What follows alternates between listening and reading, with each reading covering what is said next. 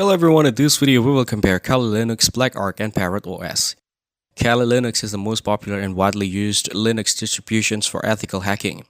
It's user-friendly and comes with more than 600 pre-installed tools for penetration testing, wireless network attacks, web app security, digital forensics, and much more. Backed by offensive security, it's trusted in the cybersecurity field and offers official certifications like OSCP. Because it's stable, well documented, and easy to use, Kali is a great choice for both beginners and professionals looking to get into or advance in cybersecurity. Blackarch, on the other hand, is based on Arch Linux and is designed for advanced users. It includes over 3,000 security tools, offering a huge range of options for penetration testing and hacking tasks. Unlike Kali, Blackarch does not come with a friendly interface or beginner-friendly setup.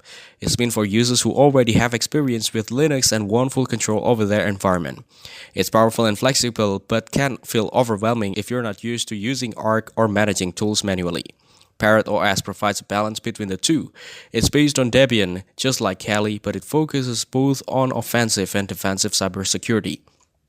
It includes tools for ethical hacking, digital forensics, secure programming, and privacy protections.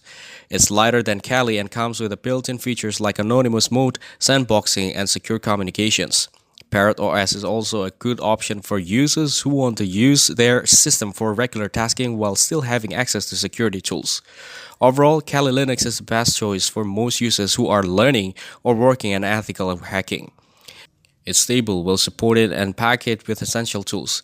Blackarch is more suited for advanced users who want maximum flexibility and an enormous collection of tools. Parrot OS is ideal for those who want a lightweight system with a mix of ethical hacking tools and strong privacy features. Thanks for watching. Make sure to like and subscribe for more content like this.